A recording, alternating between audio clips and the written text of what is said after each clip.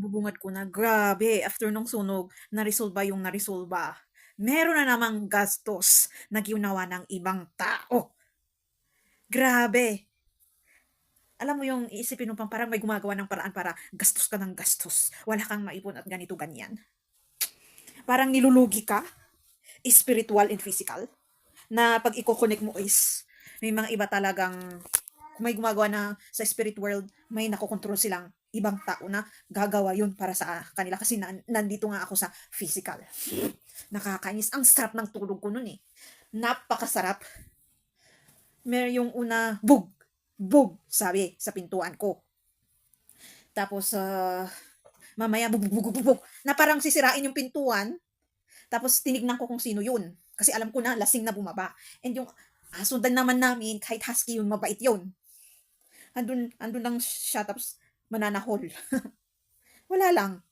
Parang yung tahol niya lang is kung may matatakot. Meron naman talaga natatakot na hindi nila binubuksan yung gate at bababa sila. Pero itong taong to, lasing, of course, hindi nawala yung fear, I mean. Kaya may lakas siya ng loob bumaba. Tapos, alam ko na sa sarili ko ilang beses kung matutolerate yung ilang beses akong ang ganda ng gising ko is may disturbo na tao. Pero sa time na to, nawalan ako ng control impatient. Kasi pag dungaw ko doon, apay nga, sabi ko sa language niya, apay nga warakas na, inner language. Bakit, sa Tagalog is, bakit andito ka? I-private naman to.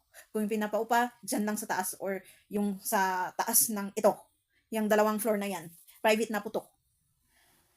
Tapos, binuksan mo kasi, ay, uminit ang ulo ko doon. Ha? Sinong taong hindi magbubukas ng taong magnaknak isisirain na yung pintuan? Ay, doon ko din napatunayan ng, uy, kaya ko ding makiano sa kahit last, kasi dati takot ako eh. Ngayon, wow, yung braveness or courage and confidence, uy. Ay, sinigaw-sigawan ko siya Ba't nandito ka kasi hindi naman kita kilala? Pero sa language namin, syempre hindi, ewan ko kung maintindihan yung Tagalog kung tinagalog ko siya. Binuksan mo kasi, sabi niya, hi. Tapos nung tumaas ako para sabing umalis ka dito, parang medyo makipot kasi yung daan. So parang mag-go forward ako para mag-forward siya pataas. Palabas doon sa gate, dalawang gate kasi yun. Yung isang gate para pang harang doon sa mga customers ng isang umuupa. Grabe. Pagpunta namin sa second gate before sa main, as in sira yung gate. Finors, iba kasi yung open area niya. Finors niya. Gumagalaw na yung gate. Second, second na init ng ulo. Hindi ko rin naisip na humingi ng pambayad ko sa pamparepair. Hay nako, pinarepair. Buti na marunong yung mag-repair. So parang may ginawa siya para pang kahit anong gawin nila is hindi na siya yuyugyug or matutumba. Kasi malapit na kasing matumba eh. So, parang finorce ko din yung lakas ko pabalik yung gate kung saan siya. Kasi ang hirap i-close at i-open. And kasi nag-welcome kami ng umuupan na inuman. So pinuntahan ko sila, pakisabi naman sa mga customers niyo na huwag bumaba. Nakita ko konti lang yung customers nila doon. At nakita ko din naman na hindi galing yung taong yun sa kanila. Kasi pag galing sana sa kanila yung customer na yun, pumasok siya doon. Tumakbo sa ibang banda naman. Ay, sa inis ko. Ang sarap-sarap ng tulog ko nun eh. Tapos after nun na bumalik ako sa tulog ko, nanood muna ako ng cellphone ko. Naisip ko, bakit hindi ko siningil yun? Kasi paparepair ko. Parang nag-manifest after a minute na inaantok na ako at gusto ko nang matulog. Maiidlip na sana ako. Ayan na naman lakas ng ng katok. So grabe naman 'tong mga tower moments na darating. Okay lang sana yung walang gastos eh. Pero doble. Yung mga darating na sirami ko naman. OMG. And doon ko din hindi matutolerate na wala akong sa lalaki na isip bata. Paano ko nasabi? Ito na yung second na pangyayari. Grabe, bag, sabi niya ulit sa ano, tapos may binanggit siyang pangalan. Eh, yung pangalan na yun kilalang-kilala dito at isang owner ng isang bar na kilala din. Ay, wala dito yung ano, sumigaw muna ako na walang ganito yung hinahanap mo na nakahiga ako. Hindi ata ako narinig. Bag ulit yung ano, pinto. Eh di lumabas ulit ako. Oh, bumalik ka na naman ah. Ay, sakto. Sisingil ako ng ano ko, pampaayos ko niyang gate na yan. Gumagalaw, sabi ko. Wala akong pera, ate, kung nagkamali ako. Hay, pabiktim. Hintayin mo ako dito. Pipicturan kita. Ay, hindi ko naman kinuha din yung cellphone ko. So, gusto niyang umalis pero hinawakan ko yung damit niya para hindi siya makaalis. Ayoko naman papasukin. And sabi ko sa kanya, for the third time, sige tignan mo kung bumalik ka. Kasi sinabi ko sa kanya, punta tayo sa pulis. Kung ayaw mo magbigay ng 1,000 na pamparepair ko dyan sa sinira mong gate. Wala akong pera. Kung ano-ano sinasabi na pabiktim na kung nagkamali man ako ate, ganito ganyan. Tapos may sinasabi talaga siyang pangalan nung sinasabi kong owner ng kwan. Nakita mo ng mukha ko, nandyan tayo sa taas na may liwanag, may ilaw. Magkaiba naman mukha ko doon. Ay, sorry, akala ko dito. Una yun. Kulang na lang sasabi kong para kang bata na matanda na ano. Sinabi ko, last na word ko na lang sa kanya is, kung anong binibigay ng isip mo, huwag mo kasing gawin. Umalis ka na. Sabi, parang inano ko na lumabas na kami doon sa second gate and pinalabas ko na rin siya sa main gate. Tapos sinara ko. And ang last na lang na ano ko doon is, nakita ko pa rin naman na nakatayo siya doon sa labas ng main gate. And dito ko mapapatunayan. Dito natin mapapatunayan na kahit lasing ang isang lalaki, alam niya ang ginagawa niya kasi nabanggit ko sa niya. Alam ko kahit lasing ka, alam mong ginagawa mo sa first na scene na nagnaknak siya doon. Kasi medyo napatigil siya doon eh. Nag-isip pa siya ng sasabihin niya. Grabe, hindi ko talaga pala ma-tolerate, lalo-lalo at lalaki ka't malakas ka, na nag-a-acting na parang bata. So, pag magkakaroon ako ng boyfriend doon, ng ganun, ay, alam ko nang mangyayari. So, hindi yun pagiging immature. Kung sakali nang alam ko na yung ganun yung style niya, ay, goodbye. Mas better pa na isave mo na lang ang sarili mo sa iyong peace. So, parang, sa tingin ko, step yun eh. Para more makilala ang isang pag-uugali at being ng isang lalaki. Dito mo rin mapapatunayan kung gaano ka-selfish ang isang lalaki, katulad ng sabi sa Biblia. Kaya, malapit na, andito na talaga tayo, hindi malapit na, andito na talaga tayo sa end of the earth na sasabi nila na, kasi sabi diba sa Biblia, when the end comes, all men became selfish. Hay, isa yun sa sitwasyon na mapapatunayan na selfish isang men. And pag sa professions, mas makikita mo din yung pag-uugali ng isang selfish sa ugali ng mga pulis. Yung masyado silang mayabang pag andun sila sa posisyon. Minsan ginagamit pa nila yung posisyon nila at kung may baril sila, grabe sila. Ang dami namang videos dyan at kwento na ginawa nila at sa news na laging sila ang number one na nakakasuhan or OMG. Ano pa? And magbibigay pala ako ng warning from the experience, from the healing of brain traumas and cutting curses and fixing more the relationship to God. Na lahat ng na-experience ko. Kasi sabi ko, di ba, I am the first angel Lucifer and I am the chosen one that God put here in this earth to say a message like Jesus Christ. Kung ano kasing na-experience ni Jesus Christ is yun yung hell na na-experience natin. Yung kung anong ginawa ng mga ancestors natin sa kanya, nararanasan actually natin. At ito yun, yung consequences. Parang yung generational curse. Kung anong gagawin mo sa tao, yung consequences, ay, nag-aaway na naman yung dalawang cat. Laki! Kusing! Psst. So, Kung ano na-experience ko doon, na-experience ko na yung as in mawalan ng pera kahit anong gawin ko, walang nangyayari. So, mararanasan ng mga taong nag-udyok, nag-discriminate kung anong nangyayari. Lalo't lalong alam nila yung nangyayari sa paligid ko. Mas mahirap sa may conscious na nakikita nila kaysa sa yung subconscious, yung mga wicked. So, I represent also those empath persons, those righteous personals.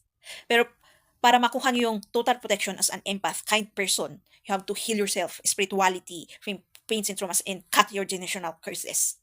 Para mag-work yung manifestation na protection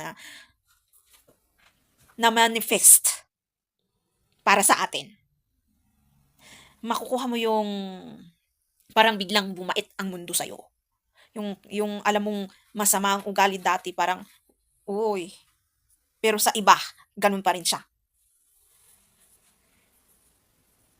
So, hindi nila naintindihan. So, may mga ibang for sure nakakakita nun.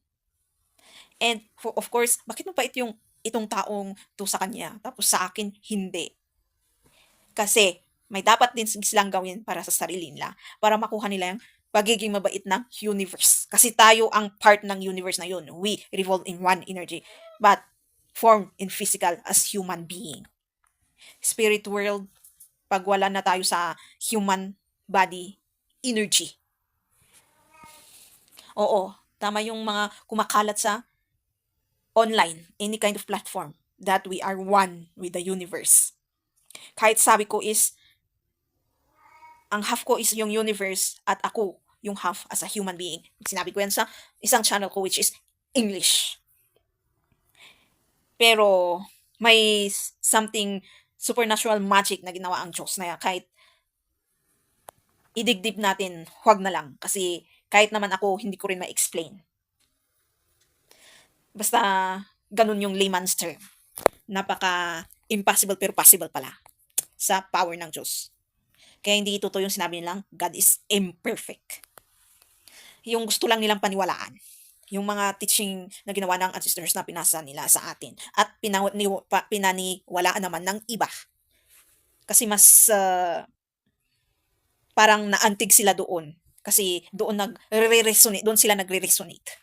Lalo-lalo sa feelings. Kaya sometimes your heart or feelings deceives you. Sabi nga sa Bible, di ba? Kasi pag umiiral ka sa emotions lang, naglalakad ka sa buhay mo, wala. Lagi ka talang ibibitray niyan. Lagi ka magtatampo, tapos ganito ang gagawin mo. Tapos pag hindi nangyari naman gusto, magtatampo ulit, maghahanap ka ulit. Instead na harapin mo yung problema. So, kudos sa mga humarap sa kanilang problema. So, kung anong naranasan ng Diyos, so, parang napatawad na tayo doon dahil sa healing na nangyari, pero meron na namang bago, di ba? Kung anong, sabi ko nga hindi ko sinasabi na bida-bida ako. Pero ganun talaga yung proseso Natural process. Kung anong ginawa nila sa'yo, yun din ang consequences or karma. 10 times fold. Wala na akong magagawa doon. At ayaw ko namang ipanalangin na huwag mangyari sa kanila. Kasi, paano matututo? Paano tayo matututo? Paano tayo mag-grow? Protection siguro sa kanila. And hanggang sana makayanan nila. Prayer na, God, sana makayanin nila. At mapunta sila sa being a prayerful person. Kasi may tulong talaga ang prayer. Kaya lahat ng nagsasabi na messenger, prophet, always pray to God. For protection, for thanksgiving, for sorry.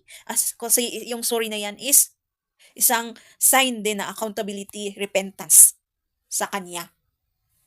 Sa mga maling desisyon mo at sins or kasalanan na nagawa. So yan, sabi ko nga, naranasan ko yung mabankrupt. Yung kahit anong gawin ko para makakuha ng pera. So, parang yan yung retribution or ang tawag doon.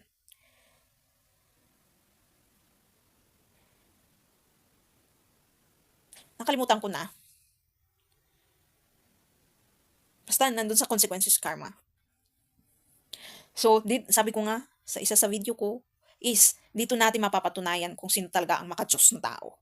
Yung genuine, hindi hypocrite. At kung sabi mo maka-pray ka na tao or laging nagdadasal, diyan, kung talagang yung prayers mo is naniniwala ka with faith pa doon sa prayer na tinuran mo sa Diyos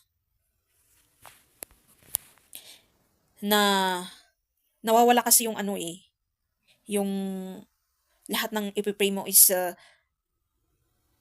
kung may dumating na problema is biglang nawala yung kaya hindi nangyayari yung prayers, kaya nadidelay na sasabi nila. Sa process ng healing and cutting general curses, dito ko nakita na, kaya pala nadidelay yung prayers.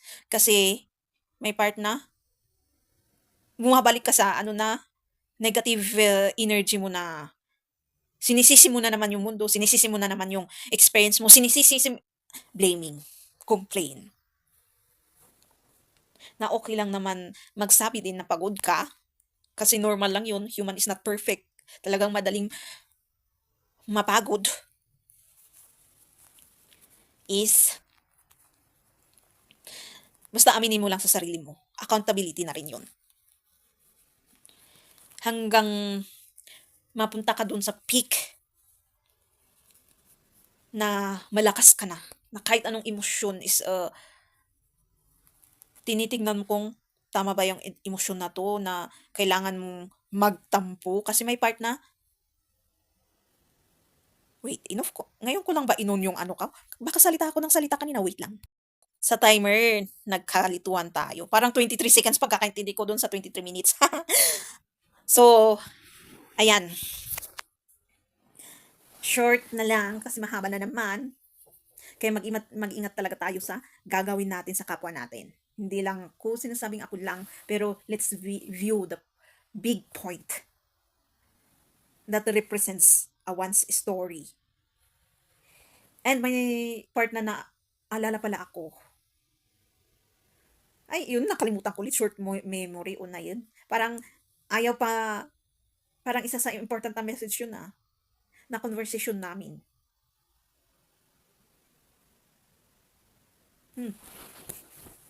Hayaan. For sure, parang hindi ko na nakita kasi yung taong yun eh, na dumaan sa ano ko. Parang ano eh, alam talaga niya yung ginagawa niya.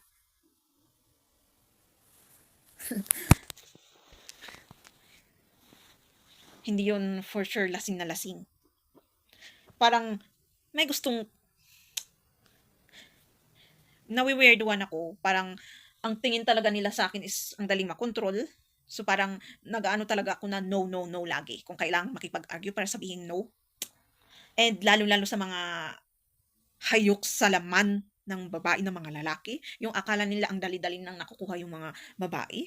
Lalo-lalo pag hindi ka nag-aayos tapos hindi ka manamit na sosyal. Gustong-gusto kong nananamit ng sosyal eh para sabihin nilang high maintenance and gold digger ka. Pero kung nasabi ko ngayon, wala akong pakialam na sabihan na ako ng ganun kasi totoo naman na bakit ka man naman mag-entertain ng lalaki na hindi marunong maghanap buhay. At kasi parang napapansin ko lahat ng lumalapit is noon pa na napapansin ko na sila pa ang unang parang nabanggit ko 'to noon, eh, sa mga nagawa kong videos na sila pa ang unang-unang magtanong ng ano kaya nauupay ako at wala akong naging as in boyfriend. Sila pa ang unang-unang magtanong na, "May trabaho ka ba? Hindi ba ako dapat na bilang babae?" At yun siguro ang inaano nila na gold digger isang babae. Eh, bakit ka mag-e-entertain ng ano, tapos gagawa ka ng maraming anak, tapos ganito, ganyan. Kaya siguro may nahuhulog pa rin na mga babae sa kanila kasi yung mga sabihin ko ng babae na desperada na magkaroon. Pero nung andun na sila, nahihirapan din sila. Kaya mag-isip kayong mabuti bilang isang babae. Kasi walang kwenta ang mga lalaki ngayon. Ang hinahabol is yung kung saan nila itutusok yung, alam nyo na, kukunti lang ang genuine na lalaki ngayon. Mostly selfish na talaga. Depende na rin kung paano sila pinalaki ng mga magulang nila. Minsan, ilang beses kong nakita na mas ini-spoiled kasi nilang anak na lalaki kaysa babae.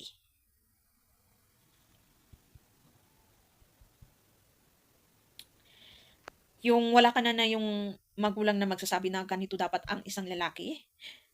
Yung sasabihin mo na dapat marunong kang mag-provide. Yung parang pinapabayaan lang nilang magdesisyon para sa sarili nila mga anak nila. Tapos magkukomplain sila kung bakit ganun yung style ng mga anak nila sa kanila, babae man o lalaki. Yung bakit hindi sila pinapakinggan. Bakit sila ang for sure. Psst! Ay, nakakainis talaga tong isang kwan. Ayan na naman. Nag-spray na naman siya. Magpunas-punas na naman tayo ngayon. Kusing bad! Titingin-tingin tapos kunwari iwas-iwas mata. Alam mo ginawa mo? Among tayo naramid mo. Kusing. Ay, unay. Yung pusa parang aso din pala nagmamark. So yan, nagkakaroon tayo ng patalastas. Hay! Kaya as much as possible, wala kasing wala akong masyadong experience sa pagiging boyfriend. Pero, sabi ko nga, kung marunong kong mag-observe through experience din, katulad ng nangyari na to, or kung ano nakikita mo sa iba, pwede ka na magbigay ng advice. Ay. So yan, so magkakaroon ng, yun, yung word, famine. Manalangin tayo. Kasi mahirap na parang nararanasan natin yung famine na yan dahil sa lalong tumataas yung bilihin, krisis. At parang nag-work na rin yung manifestation ko noon na sana masira ang pera. Kung gusto nyo talagang ma-maintain yung umiral ang pera sa mundo, kailangan nyong iayos yung sarili nyo. Kasi hindi ko ima-manifest ulit na hindi pala babawiin. Hindi. Kasi isa yan sa dahilan na nagkakaproblema ang mundo. Kundi kayo mismo na may gustong i-maintain ang pera, ang iayos ang sistema. Lalo-lalo yung nag-imbento na magbigay ng edukasyon na i-stop na ng tao yung mga hindi magandang paraan para kunin yung pera na yung pag-scam, human trafficking, etc. Basta yung mali and wickedness. Scam. And start na nilang education sa spirituality through God. Hindi yung spirituality na gusto lang nilang narrative. Kasi walang totoong spiritual or walang spiritual truth na maipoprovide lang teaching, maipoprovide na teaching kung galing sa sariling knowledge, intelligence, or wisdom. Chaos lang ang ibibigay nun. Minsan nga may nakikita akong nagti-teaching through spirituality na nagiging negative. Nagiging mali. Na walang point of view. Na yung minsan yung mali nagiging tama. Or kulang. Minsan, oo, kulang talaga ang explanation sa isang bagay. Pero at least sana may mabigay na talagang totoong learning. Hindi ko din naman nasasabing perfect kung paano ko lahat nung binigay kong messages. Pero alam ko merong at least learning.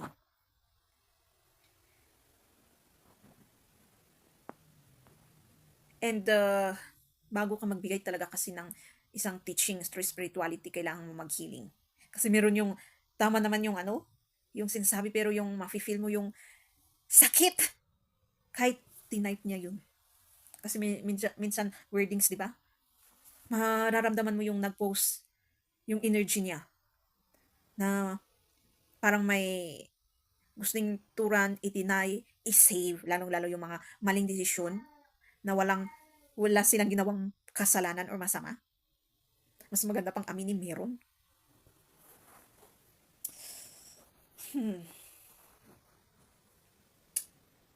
Basta, yun, ang summary is, tignan mo yung paano mo itrato ang isang tao.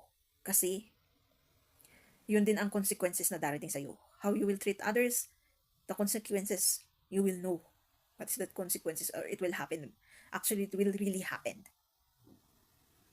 So, thank you for watching. Say something sa comment. Don't forget to subscribe, click the notification, comment, and share.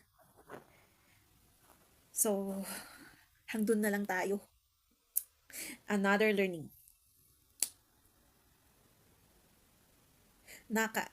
As magulang. Kasi lalabas na yung mga words na baka kung paano pinalaki ang taong yan, kaya ganyan siya.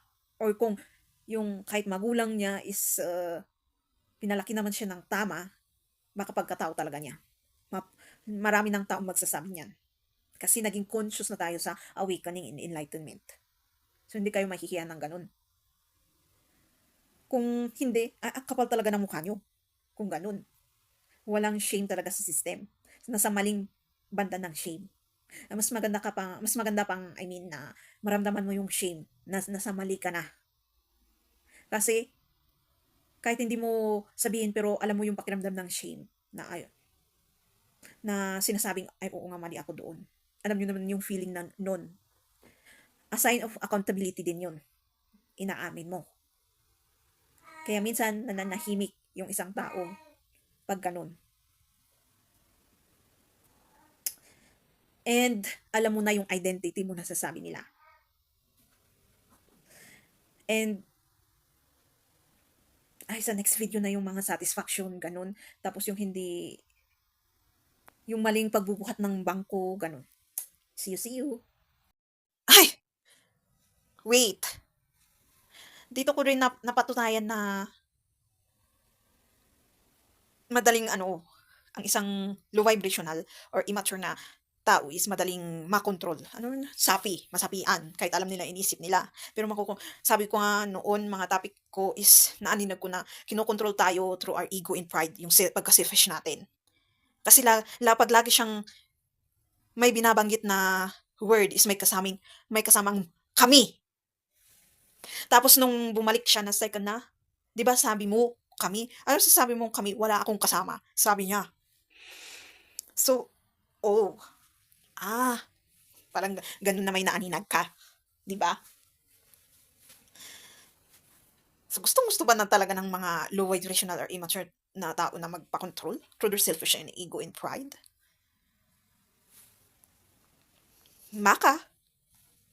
Kasi gusto nila nangyayari sa kanila. Baka kasi yun ang nagbibigay ng peace sa kanila. Lalo kung yung pagkukontrol na yun is yung akala nila sinasaktan kanila. May part na nasasaktan ka din naman talaga. Kasi grabe naman tong taong to na very disrespectful. So yan, isa pa yun, hindi ko nakalimutan kong banggitin. Kung naranasan mo ang iba-ibang klaseng disrespectful, betrayal, etc. Mararanasan din ng mga taong marunong, parang magiging baliktad yung shifting na sasabi nila. So kung yung mga righteous people or yung mga taong lagi nabibetray, para magiging mag-aano ng universe sa kanila. Parang magiging kakampi na nila ngayon. Mag-shift na siya. Mababaliktad. At yung makakaranas naman is. Kaya may connection sa be careful. Yung word na yan, na always natin naririnig at sinasabi din natin at pinag-aral na. Always be careful on what you do to your other fellow human beings. Or animals, sabi natin. Kasi kasali din sila na buhay. And, yes, nature pala. Yung pagsira natin, automatic naman. Nakikita na natin yung consequences ngayon. Yung floods na nangyayari, yung disasters na nangyayari, o di ba? Yung dahil sa pagka-greed natin. So parang pag sila lagi ang gumagawa at mga lang nangyayari sa kanila, parang sila naman na makakaranas. Tapos maghanda tayo sa gagawin nilang maghahanap sila ng ituturo nila. Kakayanin natin yan. Kasi lagi nilang scapegoat yung mga tayong nananahimik dati. No is no. I advise you, no is no. Huwag mong hayaan na ikaw na naman ang scapegoat dun sa blame na yan na ibibigay nila sa complaint. Problema mo yan, sa'yo yan, parang ganun. Sa ganun na part, tinutulungan mo pa silang mag-grow. Hindi rin mo rin sila matutulong, ang may tutulong lang is prayer sa Diyos na makayaan nila and advice and motivation. Pero hanggang doon lang. Huwag mong i-ano na parang baby sila kasi ayan na naman, walang mangyayari kung ganun. Hindi mo rin sila mabubuhat. Kasi hirap din lumabas sa pagkaka-empath, kindness. Sa first stage, yung mararamdaman mo yung awa, na parang yung feeling ng kaba. Awa, kasi naranasan mo yun. Ayaw mo maranasan sa kanila. Kaya nga natuto din ako na the hard way. Na laging andyan sa kanila para i-assist sila through our wordings, pero at the end hindi ikaw din masasaktan kasi hindi sila nakikinig. Hindi yan ang dapat, parang ganun. Sinasabi nila, tinutulungan mo sila ng your best. Natulungan sila, hindi pa sila marunong magpasalamat, I mean. At kahit hindi mo narinig na sabihan ano ba yan? Hindi mo narinig sa kanila na sinabi nila na magpasalamat sila. At makita mo sana na may growth na nangyari sa kanilang sarili, pero ganun pa rin sila. Dismayado lang ang laging darating sa'yo. Dismayado or disappointment. Then, betrayal comes. Kasi, wala nang gratitude.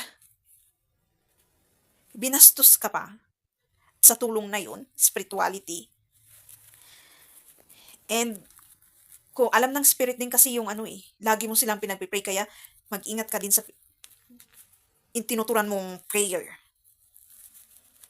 sa Diyos. Lalo-lalo kung isa kang tao na you believe in that prayer with faith na darating sa Diyos at mangyayari. Di in-spoiled mo na yung taong yun. I learned the hardest way at that part also. Kaya na-learn ko na yung boundaries and limitations. Kaya nahihirapan na silang isiphon yung tulong na dating nakukuha nila. Kaya ang ginagawa nila is nagko-complain, nagbi-blame kahit hindi nila sabihin, pero lagi kanilang sinasaktan.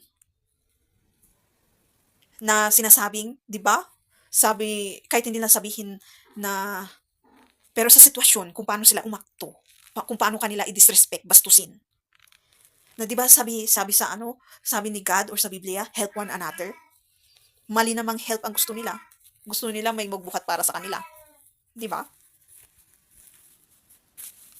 No is no. Papaalala ko paano sila matututo as natuto ka. Hayaan mo sila, kung nahihirapan sila, doon sila mag-grow. Kasi minsan, through your experience, through my testimonial experience, dahil sa paghihirap na yun, natuto ako.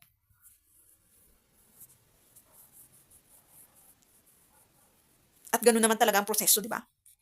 Wala namang madali. Kasi yun ang gusto nilang madali. Tapos, pag nasaktan ka din, kasalanan mo din kasi you allowed it. Ilang beses akong nasaktan bago ko maaninag yung message na yun. Bago ako pumunta dito sa stage na sinasabi kong message na to. So, sana, naiintindihan kayo. Mahaba to. So, fast forward na naman tayo.